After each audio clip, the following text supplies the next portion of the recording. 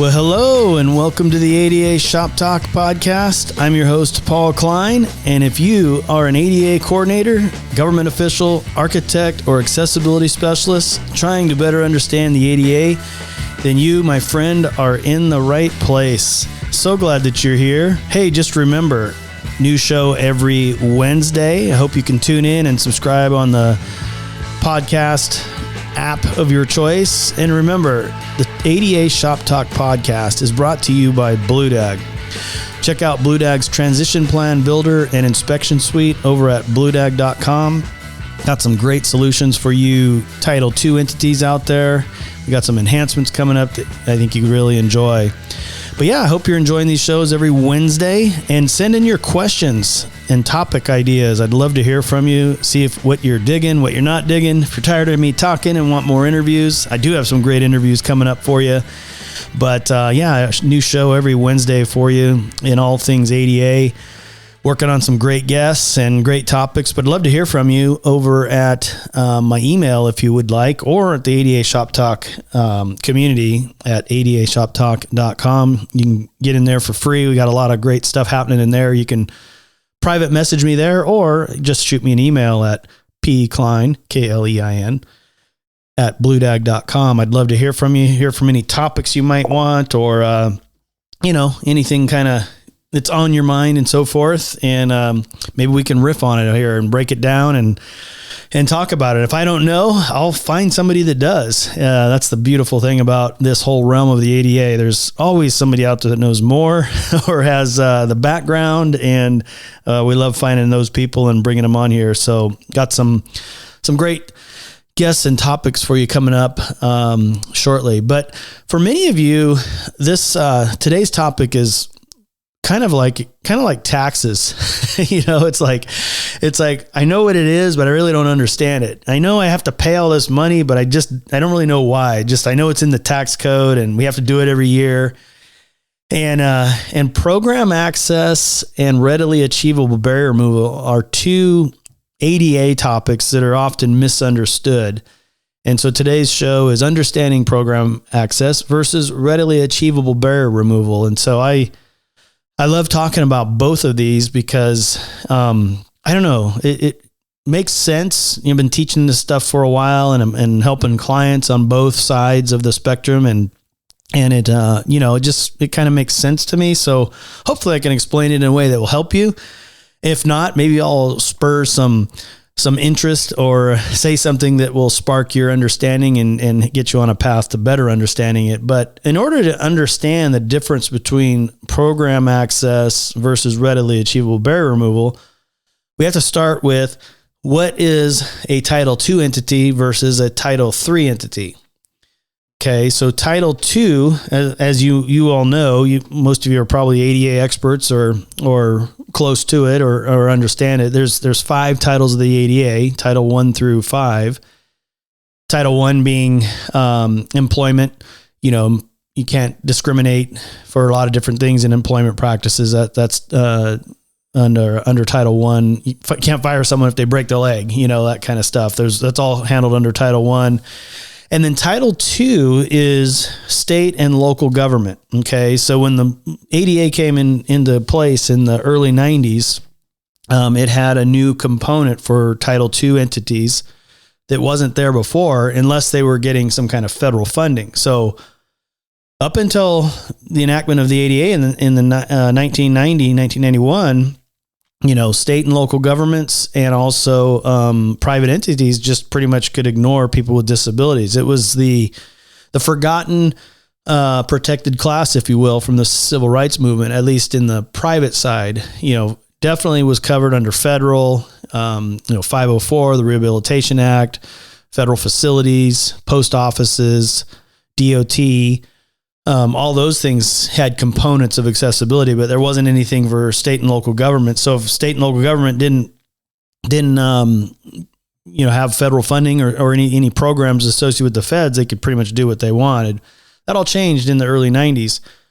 And so a Title II entity is state and local government. So cities, counties, state, could be state transportation districts, could be state courthouses, city jails and city hall, rec centers, anything providing those services, those public services, if you will.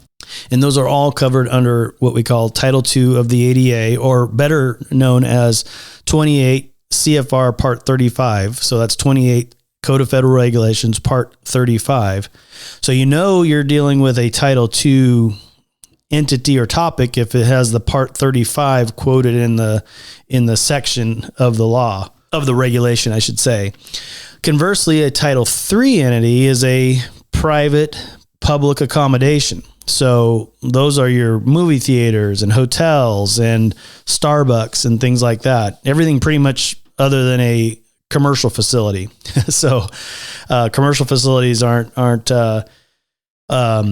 directly covered under RABR, but they are covered under portions of the ADA. They're just not. They don't. The readily achievable barrier removal component doesn't apply to it. But for all intents and purposes, all of your private hotels, coffee shops, restaurants, dry cleaning, all of those private mom and pop businesses, as well as, Fortune 500, Denny's, you name it. I'm trying to think of PF Chang's. That's what I was trying to think of. I think it's on my mind. I might be hungry, but those are all Title III entities, and they're covered under 28 CFR Part 36 of the ADA. So the Americans with Disabilities Act law that was adopted by Congress 1990, and then it got codified or put into the Code of Federal Regulations in 28 CFR Part 36. So 35 is Title II, 36 is Title III. Now, under the ADA, all Title II entities have to make their programs, services, and activities accessible to people with disabilities. So this is the big difference, because most people start when it's a city or a new ADA coordinator and they're trying to look at their ADA compliance, they're saying, okay, how do we attack all these barriers? Okay, we got ramps missing. We have parking stalls that don't comply, handrails up in the stairs, doors and everything. And they immediately start diving into barrier removal and mitigation, and thinking construction and how do we alter all this? Well, that may or may not be the case. Before you even go down that path, a better understanding of this program, services, and activities is important, because nothing in the ADA requires you to remodel all of your facilities and buildings.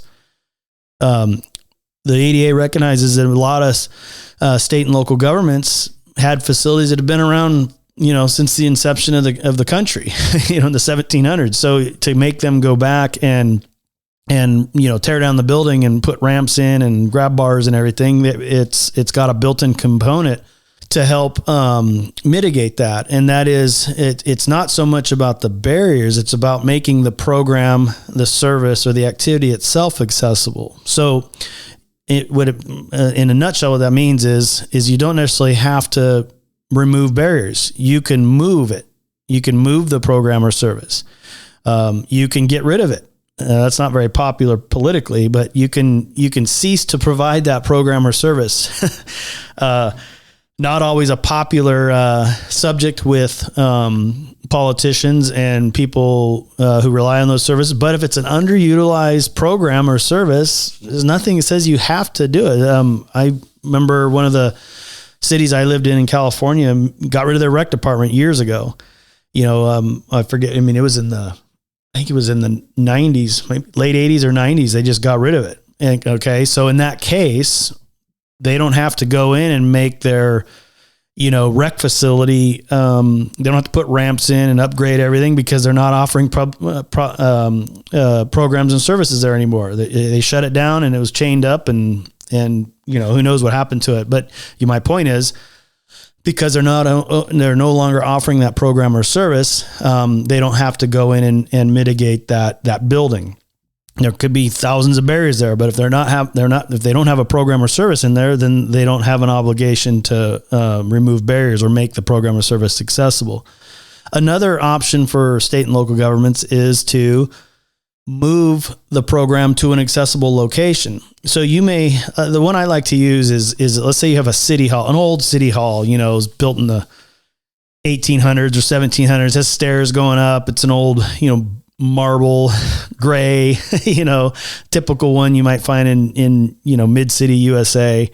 And it doesn't have any, you know, accessible ramp going into it or anything like that. But they have the city clerk's office in there, maybe the mayor's office or something like that, or a satellite office. But they have a brand new city hall over by the new fire department that has the exact same services and programs.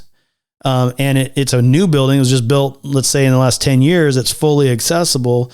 So they don't have to tear down and remodel the old, you know, 1700, 1800 built city hall, because the same programs and services are offered and available at an accessible location over at the new, you know, city administrative center or the city fire department or whatever. And so you can be creative in your compliance efforts as a Title II entity in doing those kinds of mitigation efforts and you know, looking at it holistically from a program access and services and activities view, as opposed to construction and barriers. And a lot of you public works ADA coordinators and building inspectors and, you know, construction people go immediately into that built environment. How do we mow this thing over and rebuild it to make it comply? You know, instead of looking at that flexibility that the entity has in moving the program, relocating it, or making it accessible. So it comes down to three things. Title II entities have to make their programs, services, and activities accessible, period. They have three options. They can make it accessible, i.e. remodel it. They can get rid of it, or they can relocate it to an accessible location. It's really that simple. It's those three options. They can remodel it to make it accessible. They can get rid of it, or they can relocate it to an accessible location so that the program is accessible.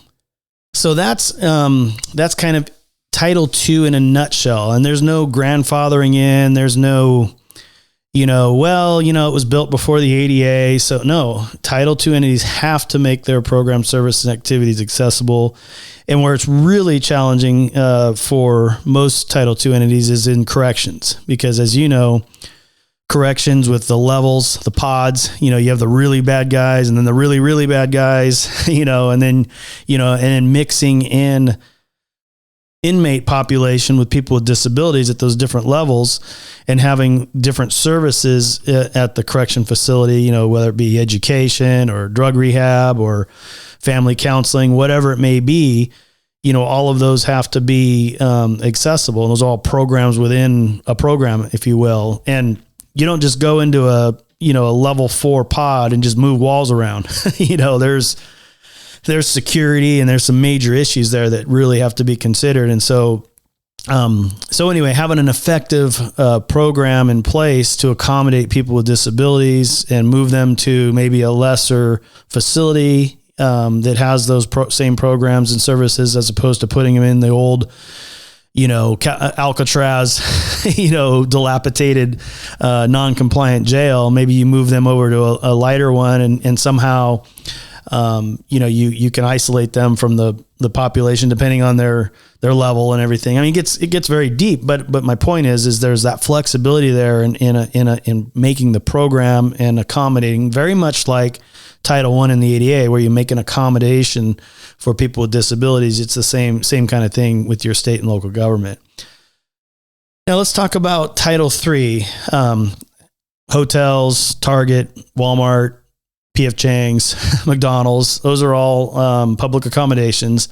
They have an obligation to remove all readily achievable barriers. Okay. And so there's again, no grandfathering in, and there's a little more flexibility in the sense that you don't necessarily have to make your facility fully compliant if it's not readily achievable to do so, meaning easily accomplishable without much difficulty or expense.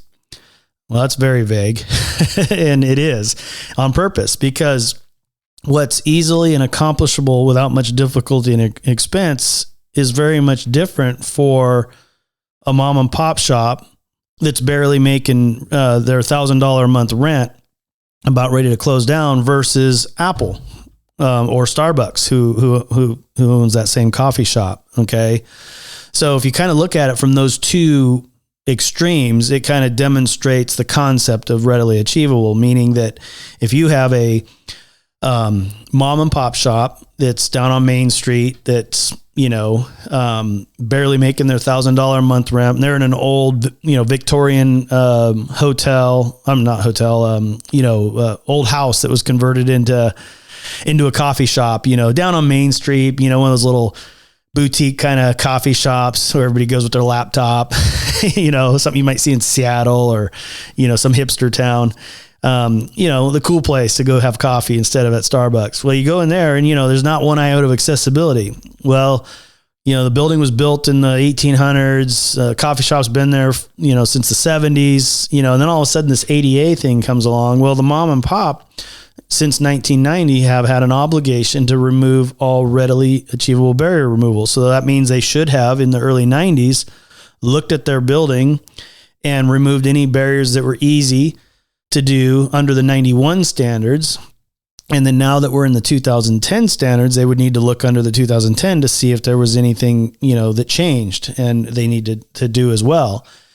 And they, if they're barely making rent, a $5,000 ramp in their world is a big expense. So, maybe they have, they need a ramp, maybe the door's too narrow, maybe their counter is too high. All those are barriers, but there's some things that they could do in the meantime, such as, putting a doorbell or a phone number at the curb that says, hey, we'll do curbside service. Just call this number or ring this bell. We'll bring the menu out to you and serve you here. That's something that's allowed under the ADA as a temporary accommodation for the business until they can afford it. And then what they should do is be putting a portion of their profits away in an ADA mitigation fund. We recommend with our clients to do that in during tax time, is put a little bit of their maintenance budget away for barrier removal. And so at some point, that $5,000 ramp will become readily achievable for that mom and pop, because they're going to put a couple $100 a month away. Maybe they do a sign, maybe they do the counter or lever hardware or something like that.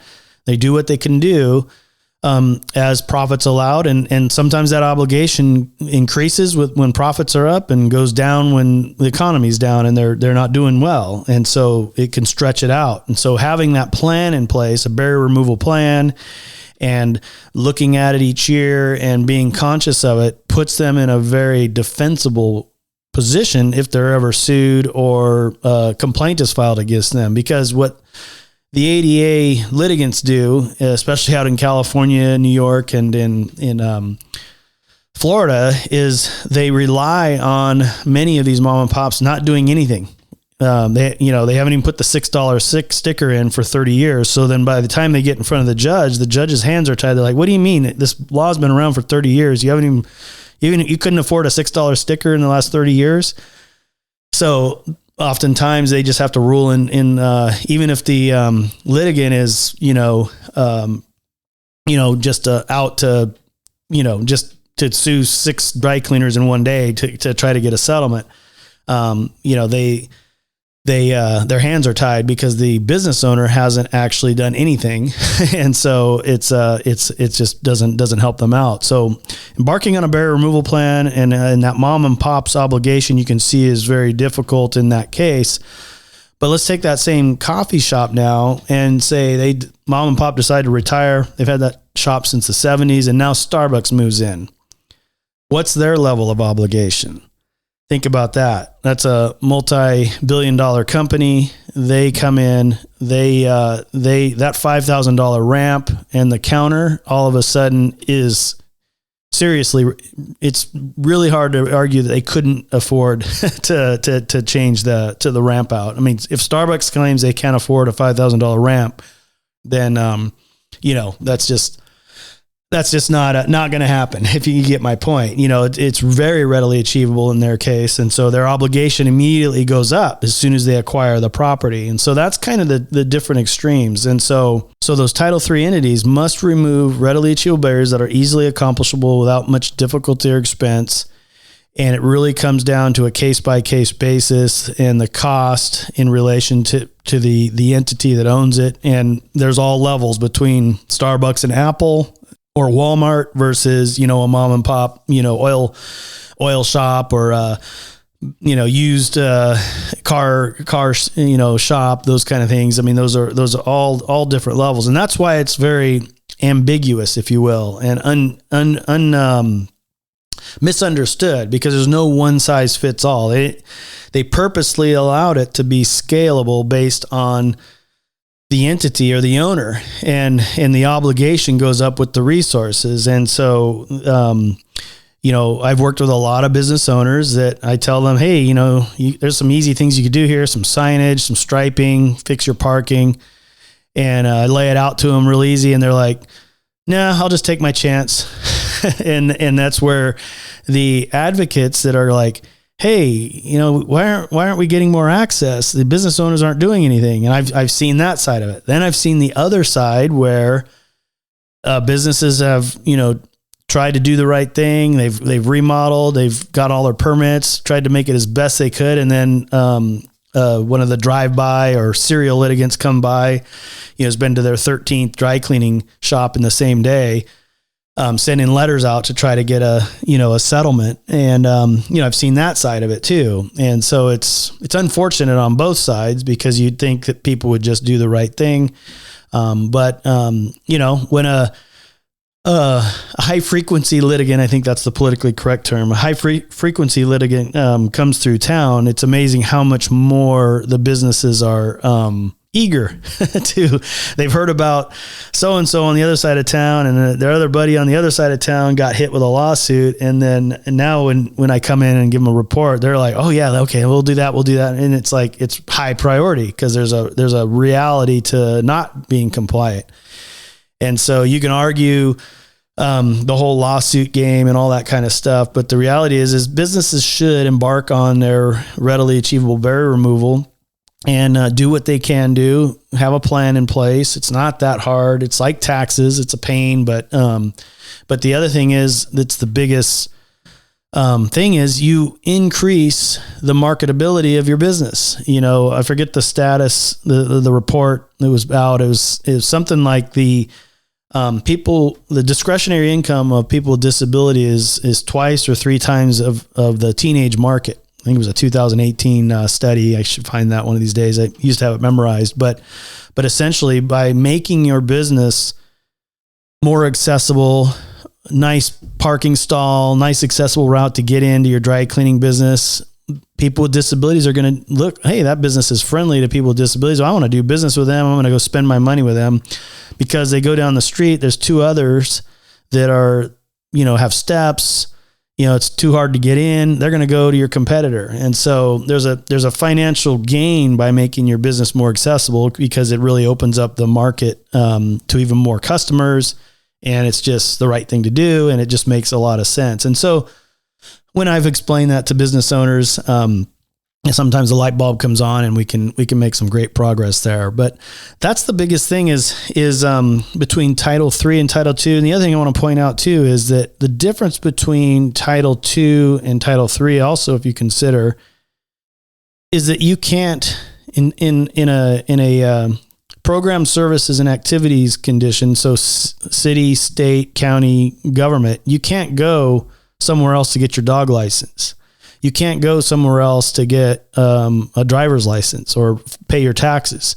You can only go to the county tax collector to pay your tax. You can't say, you know what, your tax collection counter is not accessible. I'm going to go over here to the other county and pay them over here. Whereas in the Title III world, if the coffee shop that you normally go to isn't accessible, you can go to Starbucks, or you can go over to Pete's. You have options in the Title III land versus Title II. You don't. you can't, you don't have that ability to file a building permit in another city or county, because that's your jurisdiction with your taxes, your driver's license. You get my point. You can't go to another state to get your driver's license renewed. You have to go to that state facility. And so that's why there's a higher level of obligation under Title II to make your programs, services, and activities. If they're not accessible, make them accessible. If you can't make them accessible, move them to an accessible location. If you can't move them to an accessible location, then get rid of it. And so administrators, ADA coordinators, politicians don't like to hear that, but that's the reality of the ADA. And then when that is tied to federal funding and DOT and DOJ, looking at your Title II transition plan and whether you've embarked on that and whether you have all your T's crossed and your I's dotted to make sure you're in compliance to continue to receive those federal grants and things like that. So it's super important to have that in place and have a living transition plan, and not just a binder where you throw it on a back when I worked for the city, it was always in the public works department in the basement on the top of some file cabinet with about 2 pounds of dust on it. And that's where BlueDag really shines with our new transition plan builder, because it digitizes that living transition plan. So no matter who comes in afterwards or staff changes or politicians change, you have that repository where everything's tracked and continues to go with whoever's with the entity. So really think it's the greatest way to go and making your facility. Consultants come and go, politicians come and go, staff come and go. But the last thing you want is an old dusty binder that nobody understands. If you have that digitized in a format where it's much like QuickBooks or any kind of tracking system, it's easy to understand and someone else can pick up the ball and keep it going is the best way. So, but if you ever do want to get a demo for BlueDag, let me know. You can email me at pklein@bluedag.com and we can get the team to do a demo for you. And if you have any questions on the difference between program access and readily achievable barrier removal or anything I've said here, or you want some backup on that, email me, or better yet, just join the ADA Shop Talk community, because I'd love to converse with you there. You can private message me. I go live in there sometimes. And so all that kind of stuff is all available to you there. So yeah, please join me for the ADA Shop Talk community at adashoptalk.com. Again, email me at pklein@bluedag.com if you'd like. And hey, this month's webinar, you're hearing it here first, I don't think it's been announced yet, is going to be ADA awareness for Title II entities and agencies. ADA awareness for Title II entities and agencies. I got a great session. I've done this session before. I think you'll find it super useful. If you're a ADA coordinator or a Title II entity, I think you'll really enjoy that session. It's March 21st, 2024, and it's from 11 a.m. to 12 p.m. Pacific time with myself and Felix, and we'd love to have you join us there. It is free, and you can get some CEUs. And so again, that's ADA awareness for Title II entities and agencies, March 21st, 2024. And if you haven't already subscribed to the ADA Shop Talk podcast, please subscribe on your favorite podcast player, such as iTunes, Spotify, and iHeartRadio. And hey, get out there and rock your ADA reference. Get out there and rock your ADA efforts. And remember, let's all work together to create a world where everyone has the opportunity to thrive. My name's Paul Klein. Thank you so much for being here. Take care until next week, and have a great rest of your week.